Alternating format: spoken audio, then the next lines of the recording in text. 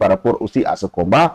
Moi, j'ai comme l'impression que Modou Lo, par moment, il est très à l'aise par rapport à ce combat parce qu'il a battu déjà Ama Baldé et Boy Niang.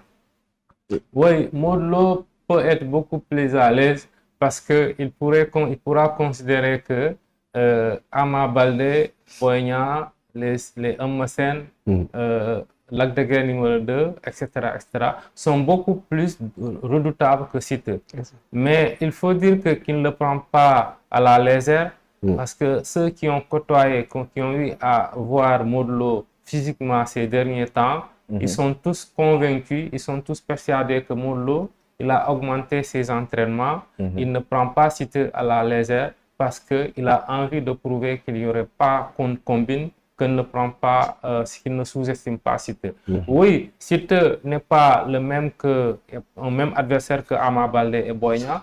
Moi, je disais bien avant ces deux combats-là que Modou Lo, s'il réussit face à Ama Baldé, il allait forcément échouer face à Boy Niang. Je ne m'attendais pas du tout que Modou Lo réussisse ces deux prouesses-là face à ces zones de Pékin. Maintenant, il faut dire aussi qu'il y a une très moindre différence d'âge parce que Modou Lo a 39 ans, Siteu a 36 ans. Donc 3 ans d'intervalle. C'est comme s'ils sont de la même génération. Surtout que Modou Lo est trop sérieux aux entraînements. Maintenant, Siteu, il faut dire que Siteu a écumé les Mbapat. C'est dans les Mbapat qu'il a été découvert, qu'il a eu un appel des arènes du côté des Diamaguène. Parce que les gens avaient très tôt vu que Siteu, dans les Mbapat là, avait créé un nom. Les gens le connaissaient déjà. C'est en ce moment-là que Neige, on lui a fait savoir qu'il y a un jeune très talentueux qui est en train de réaliser des prouesses techniques au niveau des Mbapat. On lui a présenté ce champion-là. C'est ainsi que Ness l'a aiguillonné vers Max Mbargane pour lui dire que ce jeune-là, gringalé qu'il est, mais très talentueux, il faut l'encadrer, il pourrait devenir un champion très très reconnu dans ce sport-là. Maintenant, il a été à Lansar, qui était une très forte école de lutte.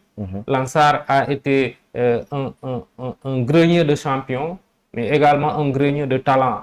Parce qu'à l'époque, les champions comme Tidiane Faye, Néokorel, Fogele, Nes, Super Diamono étaient là. Siteu, Super Étoile, Tidiane Faye. Siteu, donc, a été biberonné par ces champions-là de qualité qui ont beaucoup fait pour lui. Lui-même, il le disait un jour qu'il a beaucoup appris, sinon, de l'autre là, Néokorel. Néokorel faisait partie des professeurs de la lutte, des professeurs de l'ANSAR par rapport à ses compétences vraiment techniques. Malheureusement, sa carrière a été plombée par on ne sait pas quelle histoire. Mais ce qu'il faut dire, c'est que Siteu croit en lui. Il sait qu'il a tout un monde derrière lui. Il draine une armée de supporters. Il sait que c'est un fils de Sérère. S'il se met au travail, il écoute des bons conseils, il peut créer la surprise. Parce que la surprise, on l'attend chez Siteu, mais on n'attend pas chez Modou Lo, qui part forcément favori à 70-80%. Est-ce que alors c'est un pari risqué pour Modou Lo? Un pari risqué pour Modou Lo. Voilà la raison pour laquelle Modou Lo, il prend ce combat-là très au sérieux.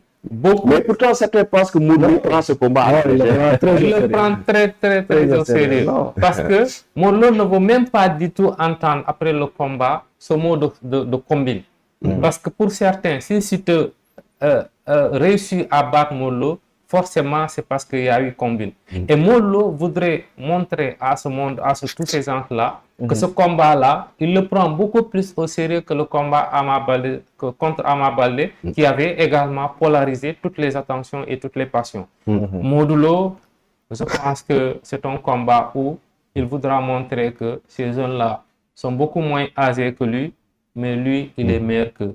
Siteu voudra créer la surprise. Il en est capable, parce que la manière dont il a réussi à battre Papa Sow, il faut dire que je n'y croyais pas du tout.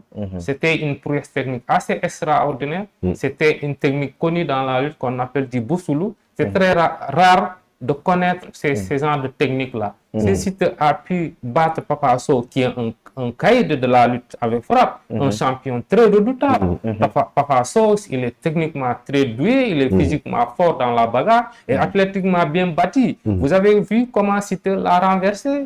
Donc cette prouesse qu'il a eu à réussir face à Papa Sow, mais il est bien capable de le réussir, de la réussir face à Modou Lô. Face à Modou Lô. La taille de Siteu, les amis. Non, la taille de Siteu ne doit pas gêner Modou Lô. Modou Lô a déjà affronté des gens comme Lac de Guiers 2, Bombardier, Balla Gaye 2, donc Siteu la taille de Siteu. Mais si je vous comprends bien, donc Siteu n'a pas beaucoup de chance face à Modou Lô. Le parcours de Siteu et celui de Modou Lô, il n'y a pas photo. Il n'y a pas photo. Bon, seulement c'est un combat de lutte, c'est quelques 2-3 minutes. Tout peut se passer. Siteu peut... C'est aléatoire, mais Modou Lô est favori. Si on se base sur les performances des deux lutteurs, Siteu n'a aucune chance. N'a aucune chance. Ouais. Si on se base uniquement sur les résultats des lutteurs, le parcours, non, il n'y a pas photo. Il n'y a pas photo. Sam, vous êtes d'avis avec... Mais raison pour laquelle on parle de surprise d'ailleurs. Siteu peut effectivement faire la surprise. Mais en fait, on a été là lors du face-à-face Siteu Modou Lô à la place du souvenir. Moi, ce jour-là, je me suis dit, attends, de ce que j'ai vu de mes propres yeux, c'est que Modou Lô était beaucoup plus serein que Siteu. Ce qu'il est en train de faire et qui fait penser aux gens qu'il ne prend pas ce combat au sérieux là, mais non. C'est pas le cas, c'est de la bataille psychologique. Hein. Il est en train de leurrer son adversaire qui risque de tomber dans ce piège-là.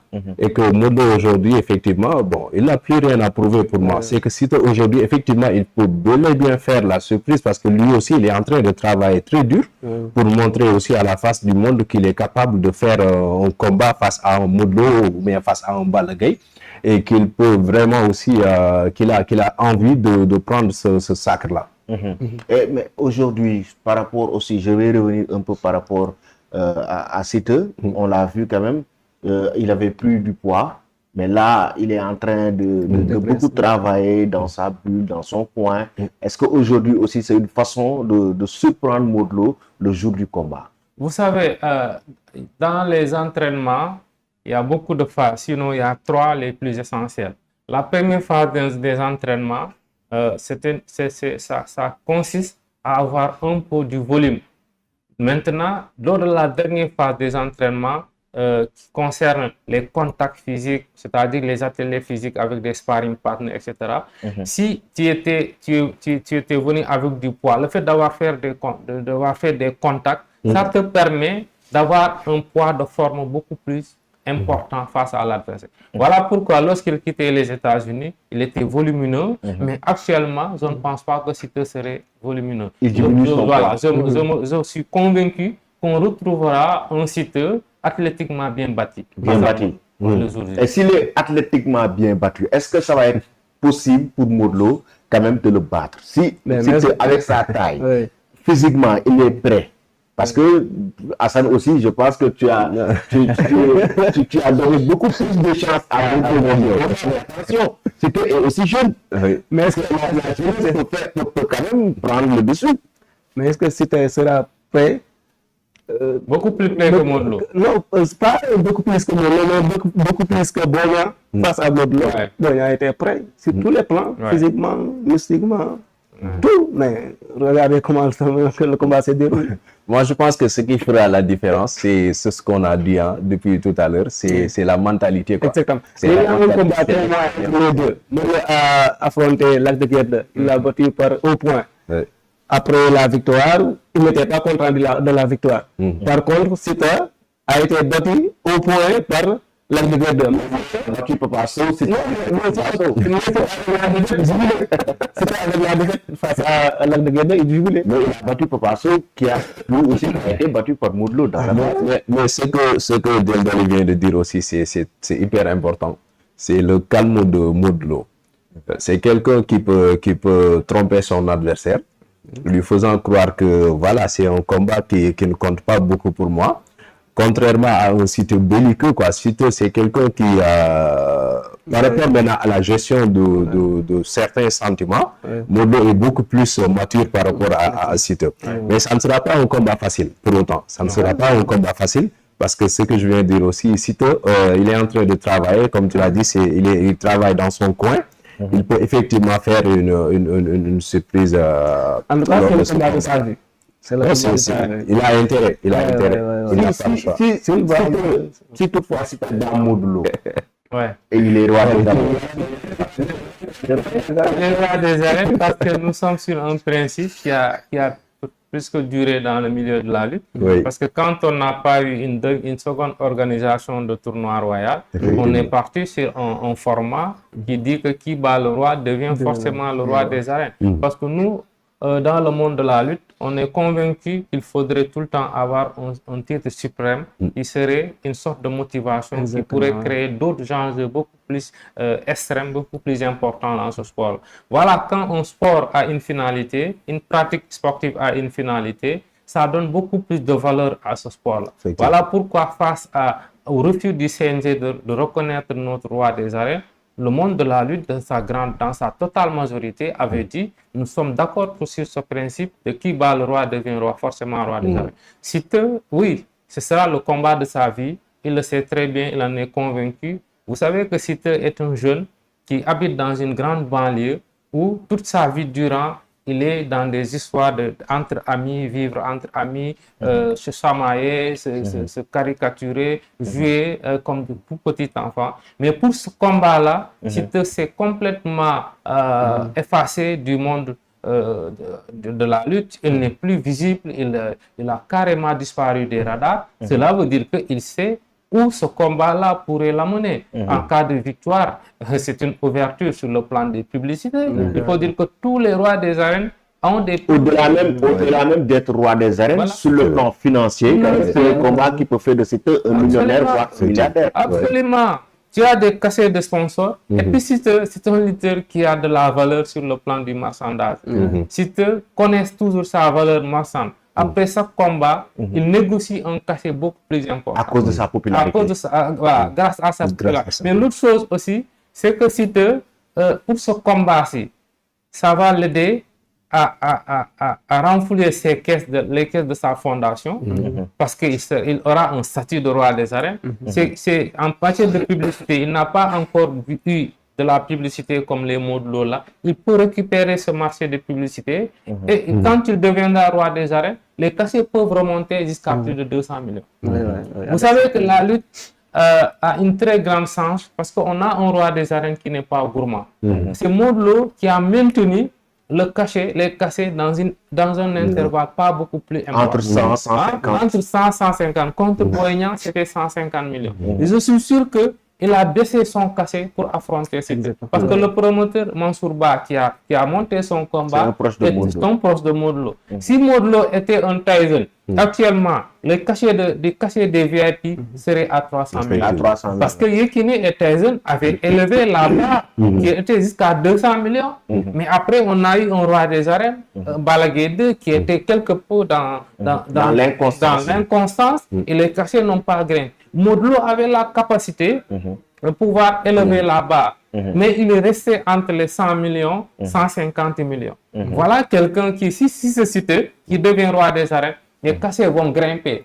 Donc, Siteu, pour les promoteurs qui sont dans des difficultés, peut-être Siteu ne les arrange pas, mais la victoire de Siteu arrange tous les lutteurs.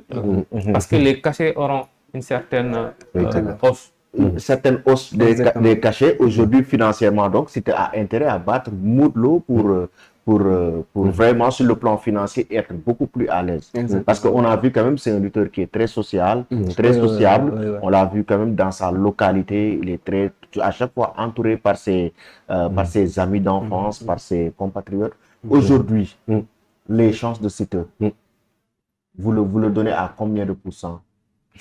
40%, 30%, 50%, ou bien vous êtes beaucoup plus avec ça. Tu commences à lancer les hostilités. Hein? Vous êtes beaucoup plus avec... je ne suis pas dans les dispositions. Beaucoup plus avec Assane Ouattara qui ne donne pas de chance. Il a des chances, hein? Il a des chances de son côté. Et ce qui est sûr, c'est que voilà, il en veut. Il est prêt à tout donner pour remporter ce combat-là, parce qu'il y va non seulement de sa carrière, de son ouverture sur le monde, Et il y va aussi de la dimension même de la lutte sénégalaise. Mais bon, c'est vrai que là, j'allais taquiner, mais c'est important aussi. Moi, je m'attends encore à une belle affiche entre Modou Lo et Tapha Tine. Ah, oui. Bon, on a vu que Modou Lo a fait une sortie pour dire que Tapha Tine actuellement ne fait pas partie de ses plans. Ah, il l'a dit encore. Oui. Hier, le samedi. Tapha Tine, bon, ce que j'ai compris, En tout Tapha Tine cas, ne fait pas partie actuellement de ses plans. Il est focus sur son combat face à Siteu. C'est normal. ouais. Actuellement, c'est normal, mais après, forcément. Mais après, oui. La victoire de la défaite de Tapha Tine face à Balla Gaye ne pourrait pas déjouer aussi les plans de Modou Lo? Non, puisque Modou Lo, lorsqu'il croisait Eumeu Sène, il venait d'une défaite. Il a été battu par Balla Gaye. Après, il a affronté Eumeu Sène. Sauf que là, le contexte n'était pas le même parce que Eumeu Sène avait encaissé l'avance de Modou Lo bien avant que Modou Lo affronte Balla Gaye 2. Et c'est la raison pour laquelle le promoteur Moustapha Diop, il avait signé un pacte avec Eumeu Sène. Oui. Il avait dit à Eumeu Sène avait accepté le combat sous des conditions. Il avait dit, je dois affronter Modou Lo avec un cachet de 150 millions s'il sort victorieux de son combat contre Balla Gaye 2. Mais quand tu sors d'une défaite, vous allez augmenter de 10 millions sur mon cachet parce que j'aurais affronté un lutteur qui sortait de défaite. Donc, cela veut dire que le combat a été scellé bien avant le combat de Modou Lo. Mais je suis sûr que si Eumeu Sène avait attendu le combat, que ça se dispute d'abord, il aurait peut-être ne pas accepté Modou Lo. Il pouvait le rejeter en disant qu'il sort de défaite, je suis le roi des arènes, je ne vais pas l'affronter. Donc, le contexte était un peu différent. Maintenant, là, Modou Lo peut avoir un argument de taille pour dire que Tapha Tine, malheureusement, il sort de défaite et le craint. Mais il faut aussi s'attendre à une défaite de Modou Lo face à Siteu. Ouais. Ce qui n'est pas du tout facile parce qu'on a vu que sur les 10 dernières années, en termes de défaites, Modou Lo a eu que 3 défaites. Dans toute sa carrière d'ailleurs. Et sur 3 combats, Modou Lo a eu 2,5 de victoires, contrairement à Siteu quand même qui par moment est en train de se chercher au niveau des VIP. En tout cas, chers amis, le débat a été très intéressant par rapport à Modou Lo. On s'attend de voir maintenant le prochain face-to-face, c'est au mois d'octobre, entre Modou Lo et le 28 septembre.